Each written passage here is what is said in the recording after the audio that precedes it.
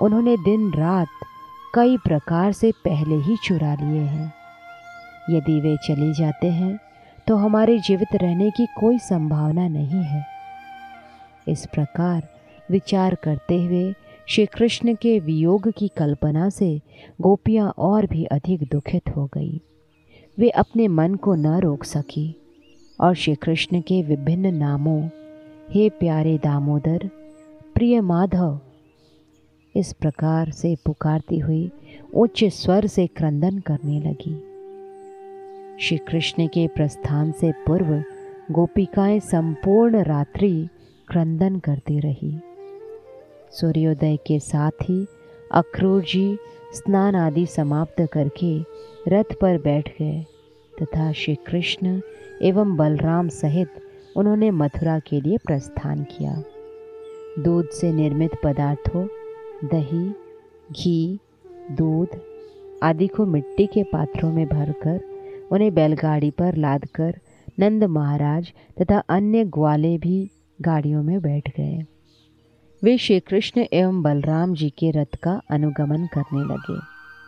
श्री कृष्ण के द्वारा रथ का मार्ग अवरुद्ध न करने को कहने पर भी गोपियां रथ को घेर कर खड़ी हो गई और दीन दृष्टि से श्री कृष्ण की ओर देखने लगी।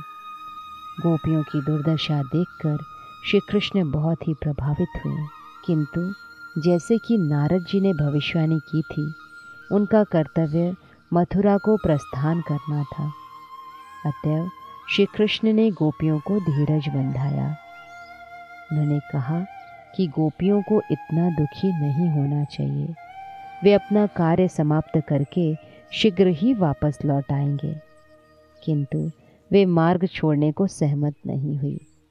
फिर भी रथ पश्चिम की ओर बढ़ने लगा।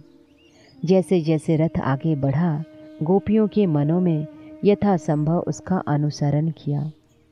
जब तक रथ की पताका दिखाई दी, तब तक वे उसे देखती रही। अंत में दूर रथ की केवल धूली मात्र दिखाई दे रही थी। गोपियां अपने स्थान पर स्तब्ध खड़ी रही। अंततः रथ नेत्रों से ओझल हो गया। विचित्र लिखित सी अविचल खड़ी थी। गोपियों को निश्चय हो गया कि श्री कृष्ण तत्काल वापस आने वाले नहीं हैं और अत्यंत निराश मन से वे अपने अपने घरों को लौट गई। श्री कृष्ण की अनुपस्थिति से गोपियां अत्यंत विचलित हो गई थी। वे संपूर्ण दिवस श्री कृष्ण की लीलाओं का चिंतन करती रहती थी और इस प्रकार उन्हें कुछ धैर्य मिलता था। अक्रूर तथा बलराम सहित भगवान ने रथ को तीव्र गति से यमुना तट की ओर बढ़ाया। यमुना में स्नान करने मात्र से प्राणियों के सभी पाप फल नष्ट हो जाते हैं। श्री कृष्ण तथा बलराम जी दोनों ने नदी में स्नान किया और मुख धोया। यमुना के स्फटिक के समान पारदर्शी निर्मल जल का पान करने के पश्चात वे पुनः रथ में बैठ गए। रथ बड़े बड़े वृक्षों की छाया में खड़ा था और दोनों भाई वहां बैठ गए। तत्पश्चात अक्रूर जी ने उनसे यमुना में स्नान करने की अनुमति मांगी। वैदिक रीति के अनुसार नदी में स्नान उपरांत कटी तक जल में खड़े होकर गायत्री मंत्र का पाठ करना चाहिए। जब अक्रूर जी नदी में खड़े थे तो अचानक उन्हें जल में श्री कृष्ण व बलराम जी के दर्शन हुए। दोनों भाइयों को देखकर उन्हें आश्चर्य हुआ, क्योंकि उन्हें विश्वास था कि वे दोनों रथ में बैठे हैं। भ्रमित होकर वे तत्क्षण जल से बाहर निकल कर आए और दोनों भाइयों को देखने के लिए रथ के समीप गए। उन्हें यह देखकर आश्चर्य हुआ कि वे पहले की ही भांति रथ में बैठे हुए थे। जब उन्होंने उन दोनों को रथ में बैठे देखा तो वे सोचने लगे कि उन्होंने उन्हें जल में भी देखा था या नहीं। अतएव वे पुनः नदी में गए। इस बार उन्होंने न केवल श्री कृष्ण एवं बलराम के दर्शन किए, अपितु अनेक देवताओं, सभी सिद्धों, चारणों व गंधर्वों के भी दर्शन किए। वे सभी भगवान के समक्ष नतमस्तक खड़े थे। भगवान शेषनाग की शैया पर विराजमान थे। उन्होंने सहस्रों फन वाले शेषनाग जी के भी दर्शन किए। शेषनाग जी ने नीले वस्त्र धारण किए थे और उनके कंठ श्वेत थे। उनके श्वेत कंठ हिमच्छादित पर्वत शिखरों के समान दिखते थे। अक्रूर जी ने शेषनाग की कुंडली में अत्यंत गंभीर रूप में बैठे हुए चतुर्भुज श्री कृष्ण के दर्शन किए। उनके नयन रक्ताभ कमल दल के समान थे। दूसरे शब्दों में अक्रूर जी ने वापस आने पर बलराम जी को शेषनाग के रूप में तथा श्री कृष्ण को महाविष्णु के रूप में परिवर्तित देखा। उन्होंने मंद हास्य करते हुए चतुर्भुज श्री भगवान के दर्शन किए। वे सबके प्रति आनंददायक थे तथा सबकी ओर कृपा दृष्टि डाल रहे थे।